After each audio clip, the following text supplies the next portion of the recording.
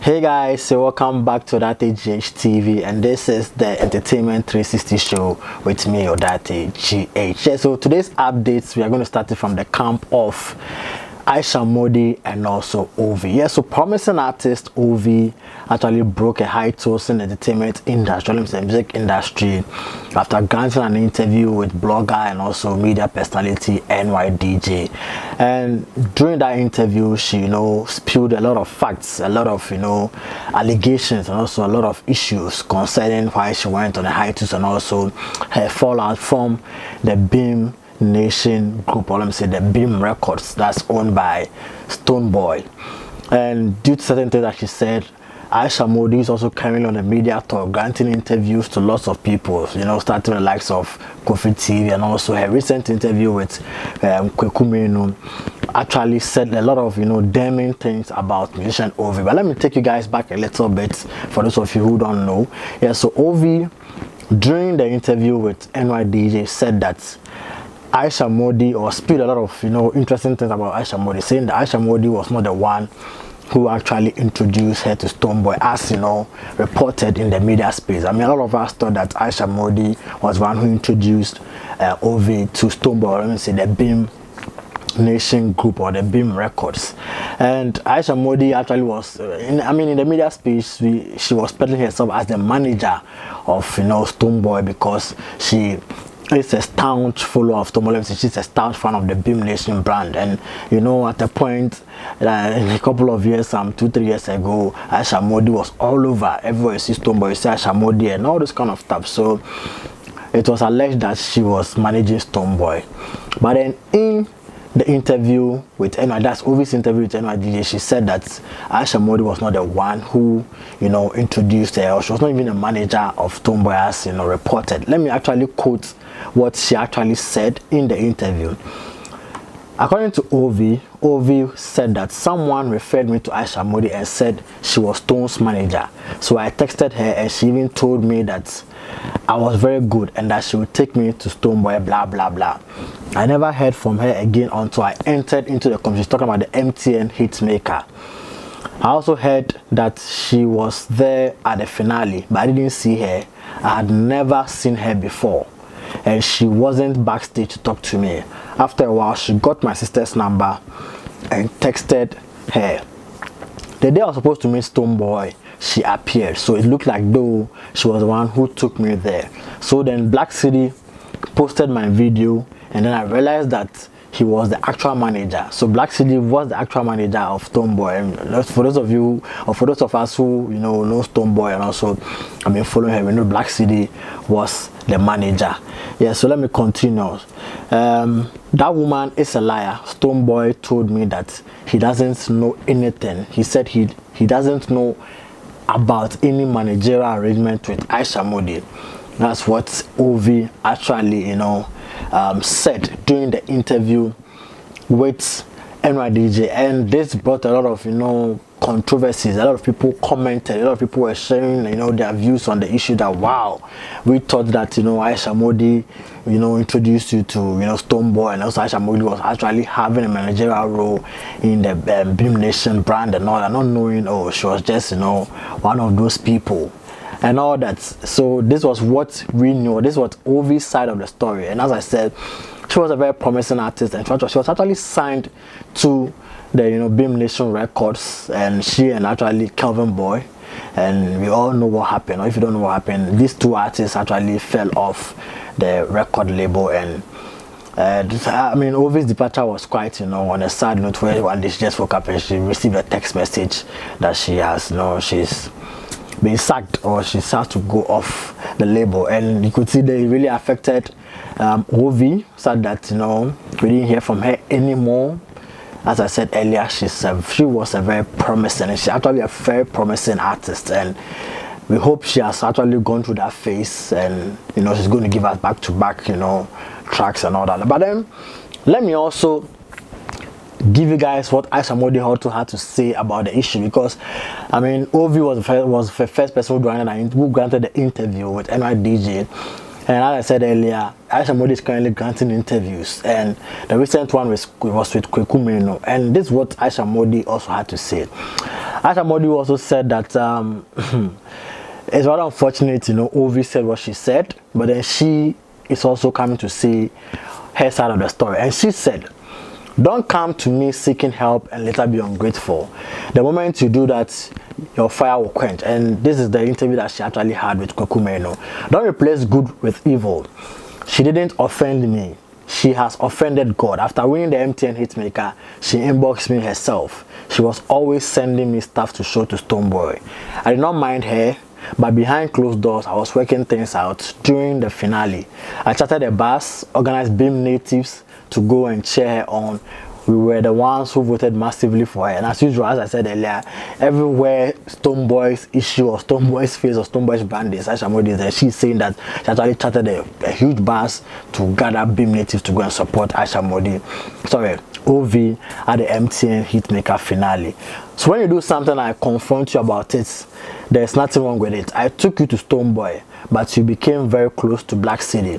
Things happened in the camp, yet you were still following Black City. You were even sleeping with one of the beat makers. I won't mention names. She has been lying. She has been living a double life. She was engaging in a lot of bad stuff with the BIM girls. I'm not talking about smoking. I mean, she did things with BIM girls. I hope you get what I mean. So Ayisha Modi here is claiming that OV was the reason why she was kicked out, and nobody nobody fought anything, as OV alleged that Ayisha Modi was a cause of her being kicked out of the Stonebwoy or the BIM Nation record label, the BIM record label. But then Ayisha Modi is also saying that OV did stuffs, and she's saying that, or she's actually alleging that OV is a lesbian, and that OV was with the BIM girls all over, doing all manner of things apart from smoking and all that. Let me continue. Things happened to the extent that Stonebwoy called me one day and asked if I investigated the girl I brought.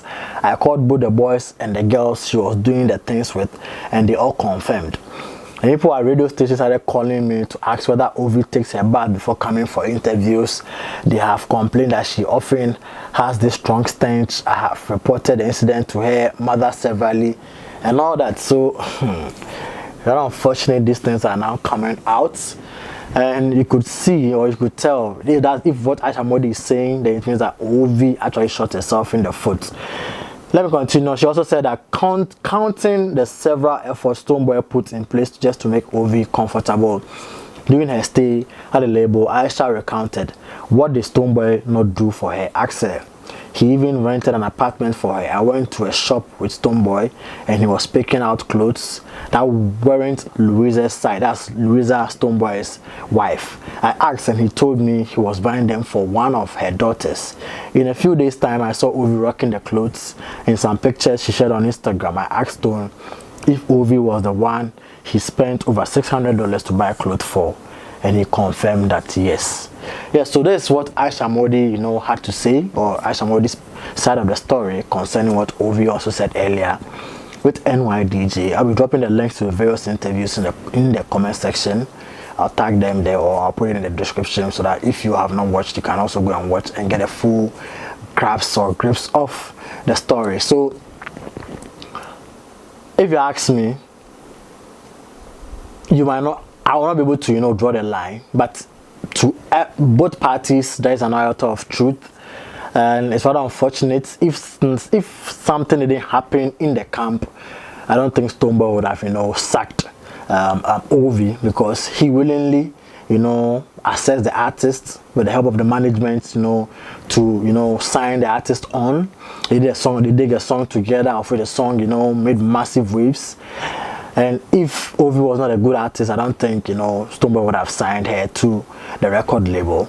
It means that one or two things happened. Probably she put up a behavior, or something didn't really augur well with Stonebwoy, or both parties were not cool with certain activities. Therefore, they had to go their ways. And Ayisha Modi also having some industry experience, right, with the likes of Frian Ponsan or Brafo and the rest. You could tell she knows the music business very well.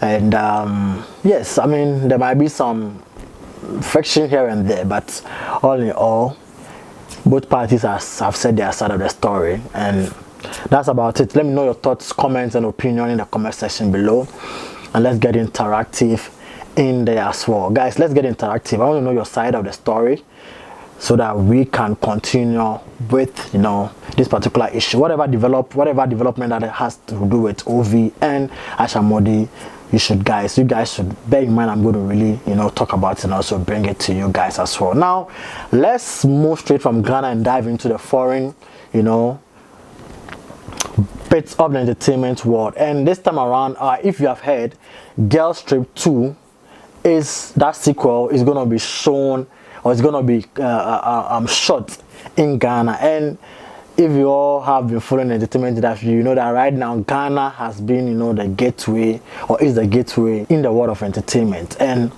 let's not forget, a lot of, you know, celebrities, you know, have passed through, you know, Ghana, just because they've heard that, you know, Ghana is the go-to place. And earlier this year, or some few weeks ago, we had Meek Mill coming to Ghana, likes of T-Pain coming to Ghana, Usher. I mean, big names, big brands are actually, you know, finding their way to Ghana. Chance the Rapper, Vic Mensa, and the rest. Now, Girls Trip 2, I mean, if you've not watched Girls Trip 1, you have to watch it, because Girls Trip 2 is going to be shown in Ghana. They're going to shoot the whole movie in Ghana, and it's actually got social media buzz and also caught the attention of a lot of people. Why is it that of all the countries, Girls Trip 2, of all the countries, Girls Trip 2 is going to be shot in Ghana? Now, this particular story has been discussed in the international front as well, and actress Alani Nicole has actually shared her thoughts on, you know, Girls Trip 2 being shot in Ghana. But before that, she even shared her thought on the Breakfast Club show. She made mention of the fact that, you know, Ghanaian men, or let me say African men, actually sponsoring foreign girls. And this has to say that, you know, there's a lot of cash in Africa, or a lot of, you know, cash in Ghana. I mean, the Ghanaian men are very, very wealthy, and they're sponsoring, you know, the lifestyle of certain, you know, ladies abroad. And when she made this revelation, I mean, DJ Envy and also Chalaman the God were asking, like, I mean, you barely know Ghana, you've not been to Ghana. Chalaman the God, I've been to Ghana.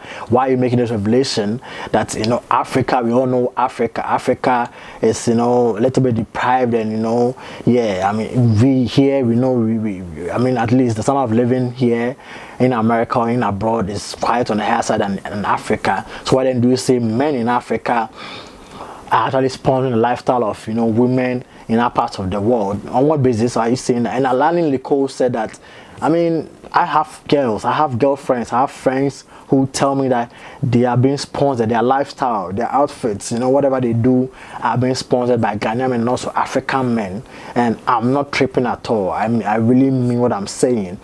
And this actually has got the attention of, you know, a section of, you know, social media saying that, wow, Ghanaian men are really, really wealthy, and they don't let, you know, their fellow Ghanaian women to feel some part of them always, and I'll see what I can do. I don't have money. You give me some few time and all that. Meanwhile, they are sending the money overseas and all that. Guys, watch the video, or let me say, watch some snippets of the Breakfast Club, as the discussion that they had, and we'll come back to, you know, dissect the issue as well. Yeah, so you heard what Alani Nicole, aka Lala Anthony, and also Chalaman the God and DJ Envy, their discussion, or what Lala Anthony actually had to say about, you know, Ghanaian men sponsoring lifestyle. But let me know your thoughts on this particular issue about Ghanaian men and also African men. Drop your thoughts, opinion on this issue in the comment section below. Yeah, so last but not least on my story for today is Medical. Yeah, so Medical, who has been off the entertainment scene for a while, is now back, and he actually, you know, had an exclusive interview with Abeku Santana on Atu. And he actually made some, you know, he actually reacted to certain, you know, stories or certain claims or certain stories, let me say it again, certain stories that, you know, actually broke about him some parts of last year, somewhere mid last year. Yeah, so somewhere mid last year in June, around June, July, reports said that a report came out that Medical has been denied American visa, or has been denied visa to visit, US, and it has to do with him brandishing a gun on social media. We all know what happened when Medical, brandished a gun on social media, where, he had to be arrested, arraigned to court, and also even jailed for that, and all that. He was jailed for some few days, and he got a lot of social media, or let me say fans of Medical Shatawale actually talking. Yeah, so he said that it was rather unfortunate that certain blogs, renowned and respected blogs in Ghana, will coin a story like that he was denied American visa, and he doesn't get it because certain blogs, and he made mention of the blog that's Pulse Ghana, saying that a very renowned blog like Pulse Ghana, of which he respects so much, will report such a story, of which was very, very false. So Medical said, and I quote, "I was never refused visa. Some of these things, you just let it happen, then you let them see you in America. They will see you acting gentle and having fun. That's damage control. Sometimes you don't have to talk." And unfortunately, that some of the bloggers, big names like Pulse Ghana, I respect them so much. Sometimes when they bring out some news like that, I just fall. But why would such a big blog bring something like that? He said. Yeah, so rather unfortunate that certain or certain blogs or some bloggers put up stories which are not true. Yes, one would say it's part of the entertainment business, but sometimes too, when you go overboard, it affects the brands of these celebrities, or let me say these artists. Yeah, so Medical, as I said earlier, had an interview with Abigu Santana on our 2 show, and guys, Medical has more to say about this particular story. Listen. Who leaked the information that U.S. Embassy refused you visa before you travel to America later? Who released that information? I don't know. I saw it online and I was surprised. I was like, this kind of nonsense with this. But it'd be normal because it won't be the first time I see something false online about it. Did they refuse the visa before they gave you the visa? Not at all. So you were never refused a visa? No. And your PR or your team, out and bam, they deny? No, certain things, when it happens, you just make it happen, and then later they will see you for America. Yeah. They will see you did jet inside the ball. Normal. That one be damage control. Sometimes it's not for talk. I feel like, and then you see the people from Ghana here, it be very unfortunate to say some of the bloggers, like some big names like Pulse Ghana, like I respect them so much. So sometimes when they bring out some news like that, I just say I'm like, but why such a big blog will bring something like that? Yeah. It'd be very unfortunate. So if you do anything about them, sometimes I rant about it, but I rant take care about it. What suffer from cyberbullying and it got to you, it hurt you? Oh, not at all. Me, I don't know the entertaining me. When I'm sick, sometimes me about that. I type Medical and then watch what people say, read what people say about. You don't do videos like Shaka who will come. You people, you see the fool. You know they do that.